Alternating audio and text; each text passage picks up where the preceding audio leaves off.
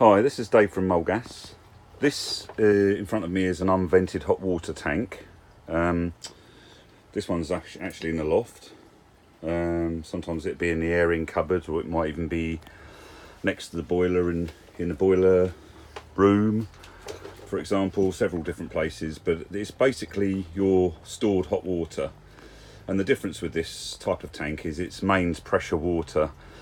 So this is why this can be up in the loft. It's not reliant on a cold water storage tank to fill it. It's filled via mains water.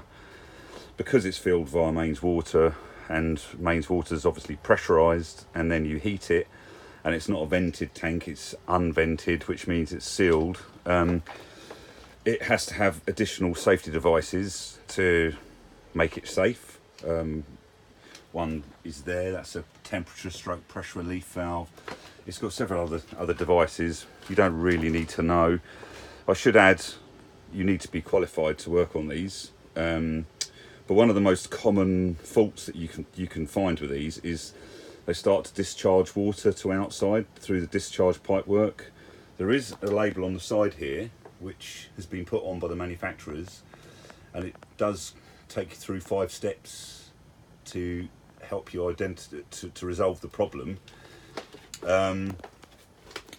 That's for this particular tank, which is a Heat Race ADM Megaflow. There's all sorts of different makes and models of them, and they're not all like this. This particular tank's got an internal air, internal expansion vessel, and you'd follow these instructions to re-establish the air bubble inside the tank if you had one of these types that's got the internal air bubble.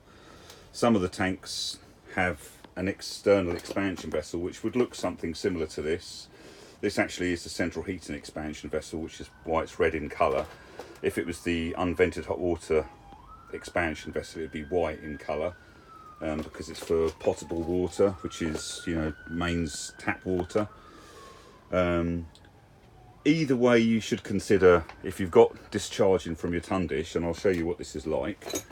This is the tun dish here for this tank.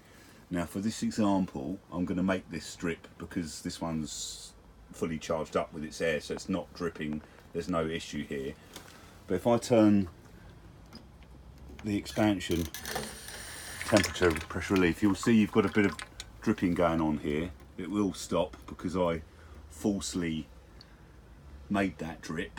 But sometimes what happens is, because it's lost its air charge either in the expansion vessel or the internal air bubble for the tank, it will start to lose its ability to absorb the expansion of the water as it's heated, and the pressure will build up, and the safety devices for the tank will do their job and discharge some water to outside, which you should have a pipe at low level somewhere outside which is visible, and you should if you see that dripping, then that should alert you, and then you can take a look at your tun dish, and if you can see dripping from the tun dish, then really that's time to either look at the instructions and see if you fancy trying this yourself, or you need to call Mulgas or a heating company to come and sort this out for you. Okay, goodbye.